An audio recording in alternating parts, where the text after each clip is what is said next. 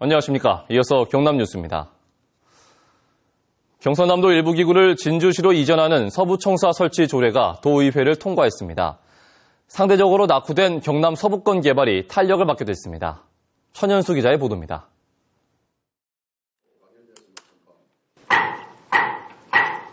경상남도 행정기구 설치 개정안과 도청청사 운영 조례 제정안이 도의회를 통과했습니다.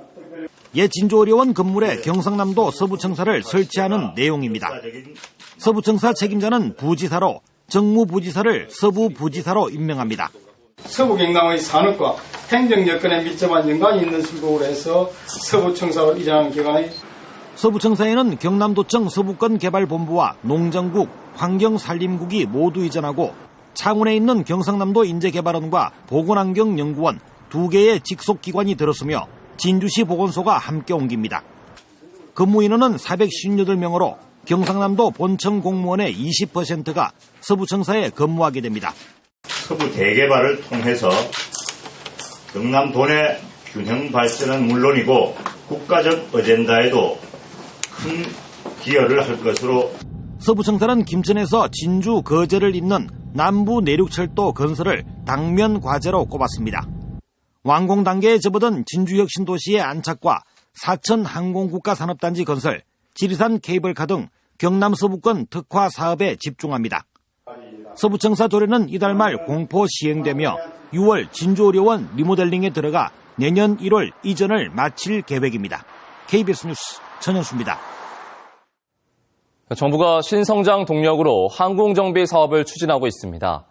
정부의 구상은 무엇인지, 경남이 MRO 사업지로 유리한 점은 또 어떤 것인지 최세진 기자가 취재했습니다. MRO 사업은 사업단지 규모가 크고 초기 투자 비용이 6천억 원 이상 드는 대형 사업입니다. 이 때문에 정부는 자치단체가 터를 제공하고 경납고 등 정비시설 설치는 정부가 지원하는 방식을 구상하고 있습니다. 자치단체에서 MRO 사업지에 토지를 매입하고 조성한 뒤에 항공사가 포함된 전문 MRO 업체에 장기 임대하는 형식입니다. 해외에 이미 아주 잘 셋업되어 있는 MRO 회사들과 동급으로 이렇게 경쟁하려면 국가에서 많은 관심을 가지고 여러 가지 세제 혜택이라든가 지원을 해주어야.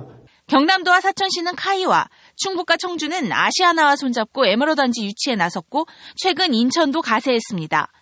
국토교통부는 올 상반기에 MRO 사업 계획서를 받고 올해 연말까지 1,000억 원 상당을 지원할 업체를 선정할 예정으로 알려졌습니다.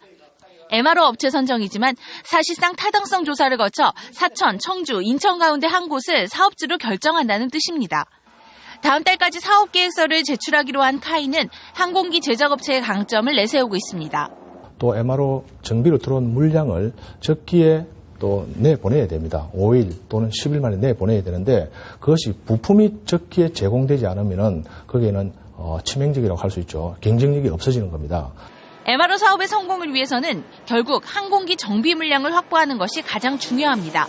이 때문에 이미 군수 정비를 하고 있는 카이가 유리할 것이라는 전망도 있지만 민항기 수요를 보유한 아시아나가 유리할 것이라는 전망도 만만치 않아 치열한 유치전이 예상됩니다. KBS 뉴스 최세진입니다.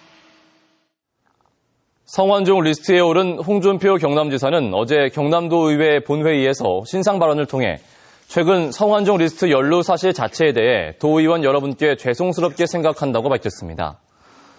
홍 지사는 또 진실은 언론 재판에서 밝혀지는 것이 아니라 사법 절차에서 앞으로 명백히 밝혀질 것으로 확신한다고 강조하고 조속히 진실이 밝혀지길 기대하면서 흔들림 없이 도정을 수행하겠다고 덧붙였습니다. 회사가 현직 시의원에 당선된 소속 근로자에게 공무휴직 명령을 내린 것은 정당하다는 중앙노동위원회 판정이 나왔습니다. 중앙노동위원회는 지난해 12월 말 한 김해 시의원이 낸 부당휴직 구제 재심 신청을 최근 기각했다고 밝혔습니다.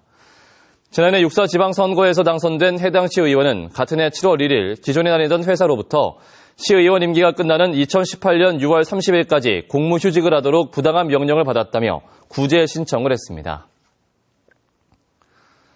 김해 서부경찰서는 주유소 거래처로부터 유류대금을 받아 1억 원 이상 횡령한 혐의로 주유소 전 직원 39살 김모 씨를 구속했습니다. 김 씨는 김해시 진영읍의 한 주유소에서 근무하면서 거래처에서 유류대금을 받아 개인 통장으로 이체하는 등 지난 2013년 12월부터 넉 달 동안 10여 차례에 걸쳐 1억 1,000여만 원을 횡령하고 달아난 혐의를 받고 있습니다. 경영 경험이 없는 대학생들이 소상공인들의 경영을 컨설팅한다면 의아하게 여길 분들 많으실 텐데요. 세가게 운동이란 프로그램으로 상당한 성과를 거두고 있습니다. 최지영 기자의 보도입니다. 노인들이 일하는 이 도시락 가게는 최근 매출이 30% 이상 올랐습니다. 지난해 세가게 운동에 참여한 대학생들이 100일 동안 홍보를 위해 발로 뛴 덕분입니다. 또 지나가는 손님의 눈길을 끌 수 있도록 매장 분위기를 바꾸는 아이디어도 보탰습니다. 대학생들이 참여를 해가지고 저희들 매장 홍보, 제품 홍보 이런 것들을 갖다가 도와줌으로 해가지고 저희들 매출 신장에 상당히 도움이 되었습니다. 발효 체험 관광업체인 이곳도 2년 연속 세가게 운동에 참여했습니다.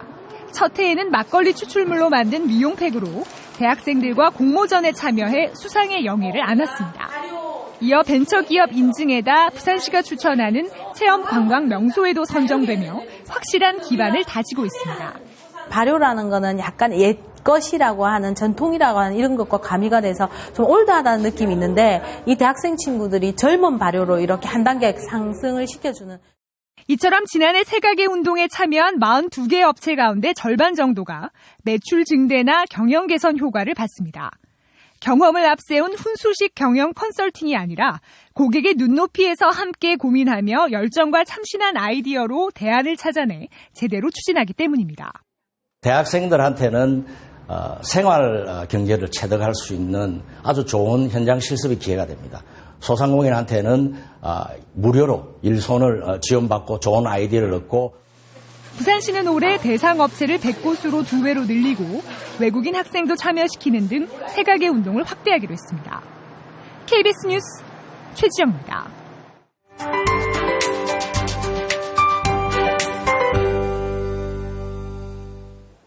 수요일 아침 활기차게 출발하고 계신가요? 오늘은 어제보다 기온이 더 오르겠고요. 공기질도 비교적 깨끗해서 따뜻한 봄 기운 느끼실 수 있겠습니다. 다만 오늘도 아침과 낮의 기온차는 크게 벌어지는 점 주의하셔야겠고요. 오후 3시에서 9시 사이엔 내륙을 중심으로 산발적으로 빗방울이 떨어지는 곳이 있겠습니다. 현재 위성 영상 보시면 우리 지역으론 구름량이 점점 늘어나고 있습니다. 또 진주와 통영엔 옅은 안개가 끼어 있으니까요. 출근길 교통안전에 주의하셔야겠습니다.